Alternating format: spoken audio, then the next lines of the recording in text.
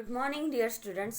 आज हम कक्षा 9वीं का अगला लेसन शुरू करने जा रहे हैं। मेरे पिताजी, जो पूरक पठन के तौर पर आपको दिया गया है।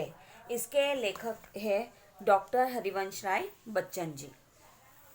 इनका परिचय देखेंगे। जन्म 27 नवंबर 1907 प्रतापगढ़ उत्तर प्रदेश। मृत्यु 18 जनवरी 2003। परिचय: हरिवंश राय बच्चन जी हिंदी कविता के उत्तर छायावाद काल के प्रमुख कवियों में से एक है। मधुशाला उनकी अत्यंत प्रसिद्ध रचना है जिसने लोकप्रियता के नए कीर्तिमान स्थापित किए हैं। प्रमुख कृतियां: मधुशाला, मधुकलश, निशा निमंत्रण, एकांत संगीत, आकुल अंतर, खादी के फूल, हलाहल, धार के इधर उधर आदि कविता संग्रह। क्या भूलूं क्या याद करूं, नीड़ का निर्माण फिर, बसेरे से दूर, दशद्वार से सोपान तक, आत्मकथा के 4 खंड। गद्य संबंधी आत्मकथा। इसकी विधा क्या है? आत्मकथा। हिंदी साहित्य में गद्य की एक विधा है आत्मकथा में व्यक्ति स्वयं अपने जीवन की कथा स्मृतियों के आधार पर लिखता है। निष्पक्षता आत्मकथा का आवश्यक पक्ष है।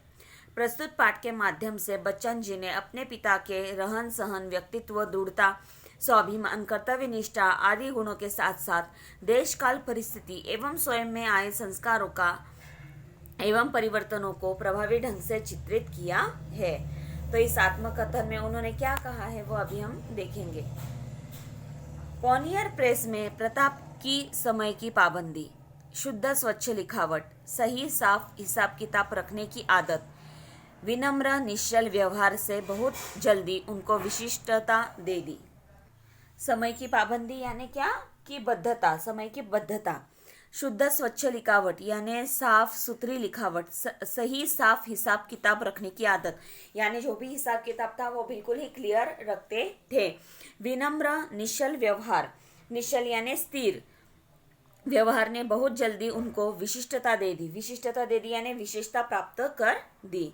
अपना काम खत्म कर वे सहयोगी क्लर्कों का पिछड़ा काम भी अपनी मेज पर रख लेते और दफ्तर बंद हो जाने के घंटों बाद रात देर तक काम में जुटे रहते। उनका व्यवहार किस प्रकार था कि वो खुद का तो काम खत्म करते ही थे, लेकिन सहयोगी यानी उनके साथ काम करने वाले जो दूसरे क्लर्क थे उनका पिछड़ा काम भी, पिछड़ा काम यानी जो उनका बाकी काम है, सहकर्मी यानी साथ काम करने वाले व्यक्ति, उनका जो पिछड़ा काम है यानी जो बचा हुआ काम है, जो काम उनसे नहीं हुआ है, ऐसे काम भी अपने मेज पर रख लेते, अपने टेबल पर वो रख लेते और दफ्तर बंद हो जाने के बाद दफ्तर यानी ऑफिस का टाइम बंद हो जाता था, खत्म हो जाता था। दफ्तर बंद हो जाने के बाद भी रात देर तक काम में जुटे रहते, यानी देर रात तक वो काम में व्यस्त रहते थे। इस प्रकार वे अधिकारियों और सहकर्मियों दोनों के प्रिय बन गए। इस प्रकार वे अधिकारी जो उनके ऑफिसर्स वगैरह थे उनके और सहकर्मी यानी साथ काम करने वाले लोग दोनों के प्रिय बन गए। देखो, अगर हमारा व्यवहार अच्छा हो, साफ सुथरा हो, हम ठीक से काम कर रहे हो, हम हिसाब किताब क्लियर रख रहे हो, अपने काम के प्रति निष्ठा से जो व्यक्ति काम करता है, पूरी जिम्मेदारी से जिम्मेदारी अपनी काम की उठाता है, ऐसा व्यक्ति और हमेशा दूसरों का सहाय करने वाला व्यक्ति हर एक का क्या होता है? प्रिय बन जाता है। यहाँ पर इनके पिताजी क्या करते थे कि खुद के तो उनकी लिखावट भी साफ सुथरी थी, वो दूसरों का वो हिसाब किताब भी ठीक रखते थे, साफ सुथरा रहता था उनका हिसाब किताब, व्यवहार में उनकी नम्रता थी। इसके कारण और खुद का काम खत्म करने के बाद भी दूसरों को जो मदद करते थे, इसके कारण वो क्या थे? अधिकारी और जो उनके साथ काम करने वाले लोग थे, दोनों में भी वह प्रिय बन गए। घर से दफ्तर 4 मील होगा, कुछ कम भी हो सकता है। फासले के मामले में मेरा अनुमान हमेशा गलत होता है, ज्यादा की तरफ। यानी यहाँ पर उन्होंने कहा है कि उनका जो ऑफिस था, उनका जो दफ्तर था, वो जो था वो घर से 4 मील होगा, कुछ कम भी हो सकता है। क्योंकि यहाँ पर उन्होंने ऐसा कहा है कि फासले के मामले जो अंतर होता है उसके मामले में इनका जो अनुमान है लेखक का हमेशा गलत होता है, ज्यादा की तरफ, यानी ज्यादा ही वो कहते हैं वे पैदल ही आते जाते, शायद पैसे बचाने की गरज से। साइकिल ना उन्होंने खरीदी ना उसकी सवारी की। उन्होंने ये बताया कि उनके पिताजी थे वो पैदल ही आते जाते थे पैसे बचाने की गरज से। शायद पैसे यानी उन्हें ऐसा लग रहा है कि शायद घर खर्च के लिए पैसे बच जाएंगे अगर मैं किसी वाहन का इस्तेमाल न करूं। तो वो क्या करते थे, पैदल ही आते जाते थे और कहते कि शायद पैसा बचाने के लिए।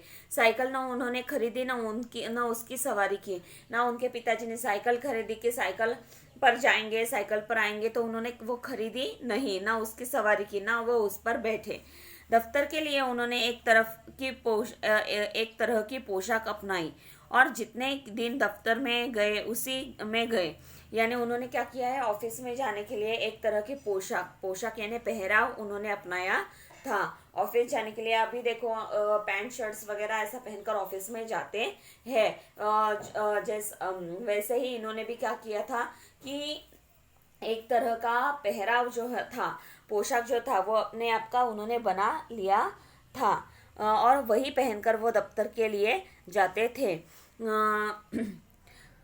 काला जूता, ढीला पाजामा। अभी क्या उनका पहराव था हम देखेंगे। काला जूता था, पैरों में हमेशा वो काला जूता पहना करते थे, ढीला पाजामा। अचकन जो उनके लंबे इकहरे शरीर पर खूब फपती थी और दुपल्ली टोपी। अचकन यानी शेरवानी, दुपल्ली यानी 2 पल्लों वाली। ये जो यहाँ पर है वो बता रहे हैं कि पहराव किस प्रकार होता था। वो काला जूता पहनते थे, ढीला पायजामा पहनते थे, अचकन यानी शेरवानी जो उनके लंबे इकहरे शरीर पर खूब फपती थी यानी जचती थी, और दुपल्ली टोपी यानी 2 पल्लों वाली टोपी। जाड़ों में मेरी माँ के हाथ का बुना ऊनी गुलबंद उनके गले में पड़ा रहता। जाड़ों में यानी ठंडी के दिनों में लेखक की माँ ने उनके लिए जो बना हुआ ऊनी यानी लोकर से बना हुआ गुलबंद यानी ऊनी पट्टी, जिसे सर्दी के से बचने के लिए गले में लपेट लिया जाता है, वह क्या करते थे, गले में पड़ा रहता था यानी पहने वो रहते थे। दफ्तर से बाहर के लिए वे धोती पर बंद गले का कोट पहनते थे। ये जो था उनका पहराव दफ्तर के लिए था। लेकिन दफ्तर के बाहर के लिए वो क्या पहनते थे, बाहर के लिए वे धोती पर बंद गले का कोट पहनते थे। सिर पर फेल्ट कैप जो उन दिनों विलायत से आती थी और काफी महंगी होती थी। सिर पर वो क्या करते थे, फेल्ट कैप पहनते थे जो विलायत यानी विदेश से आती थी और जो उस समय क्या थी, काफी महंगी होती थी। ऐसी कैप वो पहनते थे।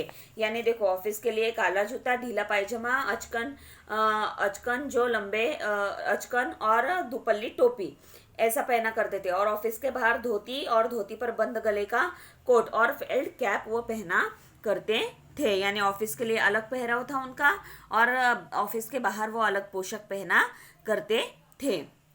पिताजी बाहर निकलते तो छाता उनके हाथ में जरूर होता। जब भी पिताजी बाहर निकलते थे लेखक के, तो उनके हाथ में हमेशा छाता जो था वो हाथ में रहता था। मौसम साफ हो और रात हो तो वे छड़ी लेकर चलते थे, पर पतली नहीं, अच्छी मोटी मजबूत। मौसम साफ हो यानी बारिश वगैरह ना हो, साफ सुथरा मौसम हो, रात का समय हो, तो ऐसे समय में वो क्या करते थे, एक छड़ी उनके हाथ में रहती थी। पतली छड़ी नहीं तो अच्छी मोटी मजबूत छड़ी वो लेकर चलते थे। लंबी लाठी मेरे घर में नहीं थी, पर लाठी चलाने की तालीम पिताजी ने कभी जरूर ली होगी। लंबी काठी जो थी वो लेखक के घर में नहीं थी, लेकिन लाठी चलाने की तालीम यानी क्या कि प्रैक्टिस जो है वो पिताजी ने कभी जरूर ली होगी। मुझे एक बार याद है, शहर में किसी कारण हिंदू मुस्लिम दंगा हो गया था। अभी लेखक एक इंसिडेंस बता रहा है, एक घटना बता रहा है कि लेखक को एक बात याद है कि शहर में किसी कारण यानी कोई तो ऐसी बात थी जिसके कारण हिंदू और मुस्लिम इनमें क्या हो गया था, दंगा हो गया था, झगड़ा हो गया था। पिताजी ने धोती ऊपर कर ली, कुर्ते की बाहें चढ़ा ली और अपना पहाड़ी मोटा डंडा दाहिने हाथ से कंधे पर संभाले, बायां हाथ तेजी से हिलाते नंगे पांव आगे बढ़े। ऐसे समय में जहाँ पर हिंदू मुस्लिम दंगा हुआ था, ऐसे समय में उनके पिताजी ने धोती ऊपर उठाई और कुर्ते की बाहें जो है वो चढ़ा ली यानी ऊपर की तरफ बढ़ा, ऊपर की तरफ कर ली और अपनी पहाड़ी मोटा डंडा दाहिने हाथ से कंधे पर संभाले हुए बाएं हाथ तेजी से हाथ हिलाते हुए नंगे पाँव, यानी पाँव में चप्पल वगैरह कुछ भी न पहनते हुए आगे बढ़े। उन्होंने उनके पास जाकर कहा, मैं लड़ने नहीं आया हूँ। जो ये दंगे फसाद कर रहे थे, ऐसे लोगों के पास उन्होंने जाकर कहा कि मैं आप लोगों से लड़ने नहीं आया हूँ। लड़ने को आता तो अपने हाथ और अपने साथ औरों को भी लाता। अगर मैं आपसे झगड़ा करने आता तो मैं अकेला बिल्कुल नहीं आता। मैं क्या करता, मेरे साथ और कुछ लोगों को यहाँ पर लेकर आता। डंडा केवल आत्मरक्षा के लिए साथ है। डंडा किस लिए साथ है? आत्मरक्षा, खुद की रक्षा के लिए डंडा साथ है। कहीं अकेला मुझे चुनौती देगा तो पीछे नहीं हटूंगा। कोई अकेला व्यक्ति अगर मुझे चुनौती देगा तो मैं पीछे नहीं हटने वाला। कोई मुझे कहेगा कि मेरे साथ लड़ो, लेकिन अकेला व्यक्ति तो मैं पीछे हटने वाला नहीं हूँ। मर्द की लड़ाई बराबर की लड़ाई है। चार ने मिलकर एक को पीट दिया तो क्या बहादुरी दिखाई। उन्होंने क्या कहा उन लोगों की? मर्द की लड़ाई यानी मर्द की लड़ाई बराबर की लड़ाई है। चार लोगों ने मिलकर एक को पीटा तो क्या बहादुरी दिखाई। सच्ची बात है, अगर एक व्यक्ति को चार व्यक्ति मिलकर पीट रहे तो इसमें बहादुरी की क्या बात है। एक एक करके सामने ऐसा उन्होंने कहा। अकेले सिर फिरे की बात समझी जा सकती है, चार आदमी मिले तो उन्हें कुछ समझदारी की बात करनी चाहिए। अकेले सिर फिरे यानी जिसका दिमाग घुमा हो ऐसे की बात समझ जा सकती है, लेकिन चार आदमी अगर मिलते हैं तो उन्हें कुछ समझदारी की बात करनी चाहिए। देखो, अगर समझदारी व्यक्ति में हो तो ऐसे इंसिडेंट्स बहुत कम हो जाते हैं। इस तरह की लड़ाई तो बेसमझी की लड़ाई है। कहीं किसी ने किसी को मारा, अपने दूसरे जगह दूसरी को मार दिया। धर्म का नाता है तो पास पड़ोस इंसानियत का नाता भी है। इंसान मेल से रहने को बना है। अभी देखो, वो वहां पर उन्हें समझाने के लिए गए हैं कि इस तरह की लड़ाई तो बेसमझी की लड़ाई है, यानी कोई समझदारी की लड़ाई नहीं है। इससे कोई लाभ होने वाला नहीं है। कहीं किसी ने किसी को मारा, आपने दूसरी जगह किसी दूसरी को मार दिया, यानी क्या? कहीं किसी को मारा है, दंगे फसाद होते तो क्या होता है, सामने वाला निर्दोष भी हो तो उसे क्या किया जाता है? मारा पीटा जाता है। दूसरी जगह दूसरे को मारा पीटा जाता है। धर्म का नाता है तो पास पड़ोस इंसानियत का भी नाता भी है। अगर धर्म का नाता आप लगा रहे हो तो इंसानियत का नाता पास पड़ोस यानी आजू बाजू में रहने वाले का इंसानियत का नाता भी है। इंसान मेल से रहने को बना है। इंसान किस लिए बना है? मेल से रहने को, यानी मिलजुल कर रहने के लिए इंसान बना हुआ है। लड़ाई कितने दिन चलेगी? उन्होंने पूछा उनसे कि लड़ाई जो है वो कितने दिन चलने वाली है। सच्ची में ये बात है। आज हम देखो सब मिलकर एक दूसरे के सुख दुख में शामिल होते हैं। झगड़े वगैरह से कुछ हासिल होने वाला है क्या? नहीं, उससे हमें दुख तकलीफ ही मिलने वाली है। लेकिन साथ में मिलजुल कर रहेंगे तो हम खुशियां बांट सकते हैं, एक दूसरे के सुख दुख में शामिल हो सकते हैं। यहाँ पर वो पूछते हैं कि लड़ाई कितने दिन चलेगी? 2 दिन, 4 दिन, 5वें दिन फिर सुलह से रहना होगा। 2 दिन झगड़ा चलेगा, 4 दिन झगड़ा चलेगा, 5वें दिन से फिर से सुलह यानी एक दूसरे को समझकर यहाँ पर रहना होगा। 2, 4, 10, 12, 150 हिंदू मुसलमानों के कट मरने से ना हिंदुत्व समाप्त होगा ना इस्लाम खत्म होगा। साथ रहना है तो खूबी इसी में है कि मेल से रहे, एक दूसरे से टकराने की जरूरत नहीं। दुनिया बहुत बड़ी है। यहाँ पर उन्होंने यह समझाने की बात की कि झगड़ा 1 दिन, 2 दिन, 5 दिन चलेगा, 5वें दिन फिर से सुलह करनी है, एक दूसरे के साथ अच्छे से बर्ताव करना है।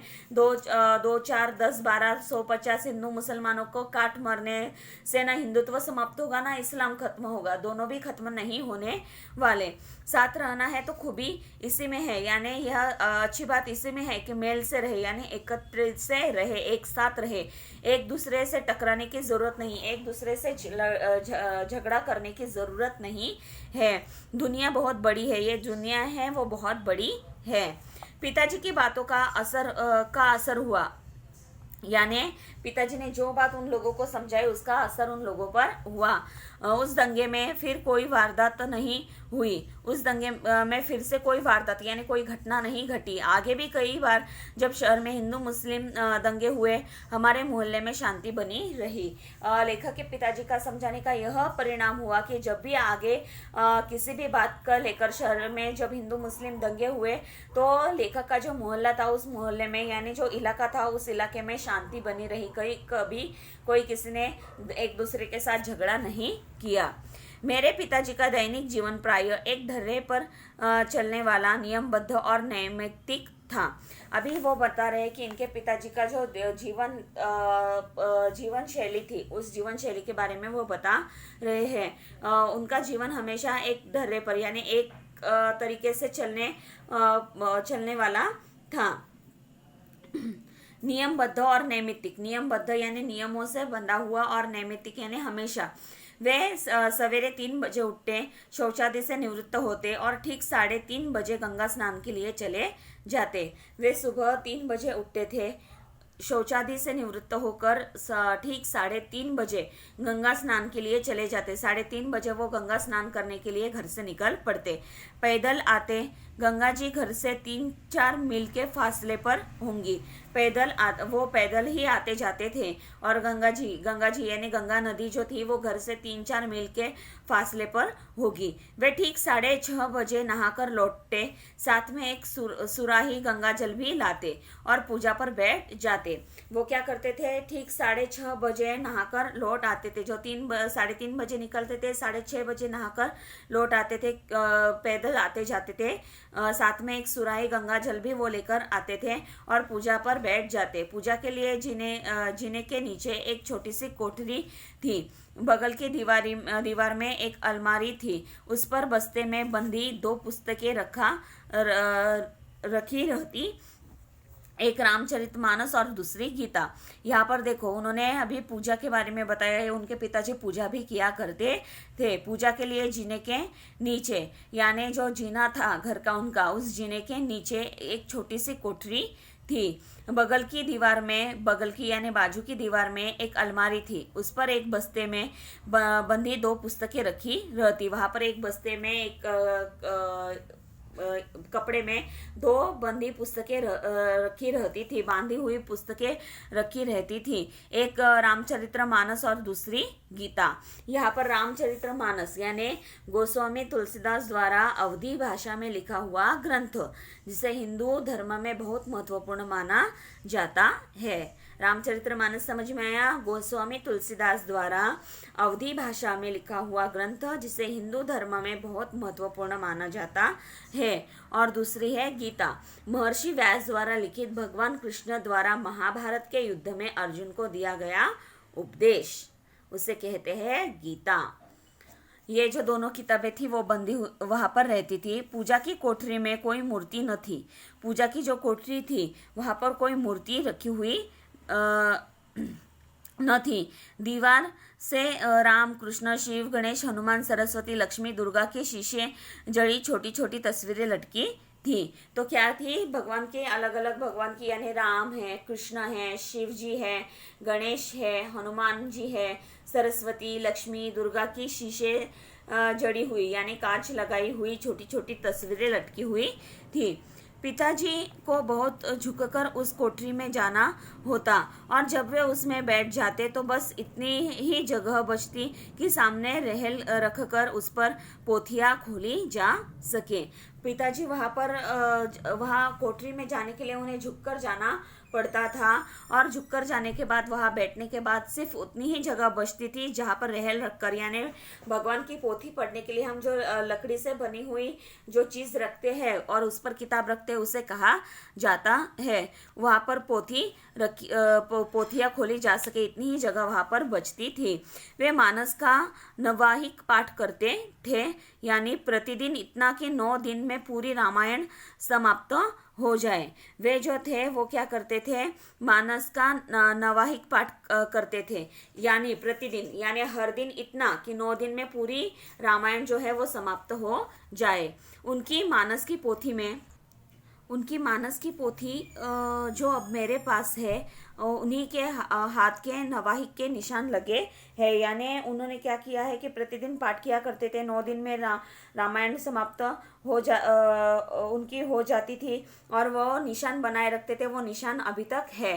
पाठ वे सस्वर करते थे यानी बोलकर वो पाठ किया करते थे। उनकी आवाज़ सुरीली नहीं थी यानी बहुत मीठी ऐसी नहीं थी। गाते मैंने उनको कभी नहीं सुना यानी गाते हुए वो पढ़ रहे ऐसा कभी नहीं सुना, पर उनका स्वर साफ, सप्राण और लयपूर्ण था और कोठरी से निकली उनकी आवाज़ सारे घर में गूंजती थी। उन्होंने गाकर पाठ पढ़े ऐसा कभी नहीं हुआ, उन्होंने स्पष्ट शब्दों में पढ़े हैं, लेकिन उनका स्वर जो था, आवाज जो थी काफी साफ थी। सप्राण यानी बहुत ही मन लगाकर वो बोलते थे, लयपूर्ण था और कोठरी से निकली उनकी आवाज सारे घर में गूंजती थी। आवाज की पहली स्मृति मुझे उन्हीं के मानस पाठ के स्वर की है और तब मैं उनके साथ रहा, प्रतिदिन उनके पास का स्वर मेरे कानों में गया। उनका कहना है कि आवाज की पहली स्मृति यानी याद मुझे उन्हीं के मानस पाठ के स्वर की है और जब मैं उनके साथ रहा यानी जब लेखक पिताजी के साथ रहे, प्रतिदिन उनके पास का स्वर मेरे कानों में गया। प्रतिदिन उनके जो पाठ पढ़ा करते थे, उन पाठों का जो स्वर था वो उनके कानों में गया। मैं कल्पना करता हूँ कि अभी यहाँ पर लेखक कल्पना कर रहे हैं कि सौरी में जन्म के पहले दिन से ही मैंने उनका पाठ स्वर सुनना शुरू कर दिया होगा। सौरी यानी प्रस्तुति का कमरा, वहाँ प्रसूति का कमरा, वहाँ पर सौरी में प्रसूति के कमरे में जन्म से पहले दिन से ही मैंने उनका पाठ स्वर सुनना शुरू कर दिया होगा। सौरी पूजा की कोठरी के सामने दालन के एक सिरे पर बनाई जाती थी। ये जो प्रसूति का कमरा था वो पूजा के कोठरी के सामने दालन जो होता था, दालन यानी क्या, आंगन, उसमें एक सिरे पर एक हिस्से पर वो बनाई जाती थी। राधा बताया करती थी कि जब मैं बच्चा था तब चाहे कितना ही रोता क्यों ना हो, जैसे मेरी खटोला पूजा की कोठरी के सामने लाकर डाल दिया जाए, मैं चुप हो जाता था। यानी यहाँ पर अभी जो राधा है वो एक बात बताई थी उन्होंने लेखक को कि जब वे छोटे थे, बचपन में थे तो कितने ही क्यों ना रोते हो, तो जैसे उनका खटोला यानी छोटी चारपाई, खटोला यानी क्या, छोटी चारपाई, जब पूजा की कोठरी के सामने लाकर डाल दी जाती थी तब वो लेखक जो थे वो चुप हो जाते थे। जैसे मैं भी पिताजी जी का मानस पाठ सुन रहा हूँ, जैसे पिताजी जो पाठ कर रहे हैं उस पाठ को लेखक जैसे सुन रहा है ऐसे उन्हें लगता था। मेरी माता तथा परिवार के अन्य लोग इसमें मेरी पूर्व जन्म के धार्मिक संस्कार की कल्पना करते थे। पूर्व जन्म के इसके कुछ धार्मिक संस्कार हो गए जिसके वजह से उसे ये सब सुनने को मिलता है और उसकी आवाज से ये चुप हो जाता है, ऐसा अंदाजा लगाया जाता था। अब मैं ऐसा समझता हूँ यह मेरे पिताजी के स्वर की लिफ्ट या लय थी जो मुझे शांत कर देती थी, और लेखक का ऐसा मानना है कि जो पिताजी जो थे वो स्वर में जो पढ़ा करते थे उस स्वर की जो लय थी उसको वो जो लेखक को शांत कर देती थी। इतना मैं ज़रूर मानता हूँ कि इन श्रवण संस्कारों ने उस समय अद्भुत रूप से मेरी सहायता की होगी जब मैं गीता को जनगीता का रूप दे रहा था। अवधी भाषा में मानस की शैली में अज्ञात रूप से मेरे अवचेतन और ज्ञात रूप से मेरे चेतन की शिरा शिरा मानस की ध्वनियों से भीगी हुई थी। यहाँ पर वो कह रहे हैं कि वो इतना ज़रूर मानते हैं कि ये जो संस्कार उन्हें मिले थे कि उन्होंने जो श्रवण किया था, जो सुना था, श्रवण यानी क्या, सुनना, उन संस्कारों को जो उन्होंने सुना था, उन पाठों को उन्होंने सुना था, उस समय उनके लिए सहायक हुआ जब वो गीता को जनगीता का रूप दे रहे थे, अवधी भाषा में और मानस की शैली में उसे ट्रांसलेट कर रहे थे, उन्हें वो सहायक हुई, ऐसा उनका मानना है। अज्ञात यानी अननोइंगली रूप से मेरे अवचेतन और ज्ञात रूप से मेरे चेतन की शिरा शिरा मानस की ध्वनियों से भीगी हुई है। यानी अज्ञात रूप से अवचेतन और ज्ञात रूप से यानी समझने के रूप से मेरे चेतन की जो शिरा है, हर एक शिरा है वो मानस की ध्वनियों से भीगी हुई है यानी भरी हुई है, ऐसा लेखक का यहाँ पर कहना है। यहाँ तक हमने देखा कि लेखक के पिताजी का दफ्तर में किस प्रकार जाते थे, कैसे वो सहकारियों के और अधिकारियों के जो थे वो प्रिय बन गए थे।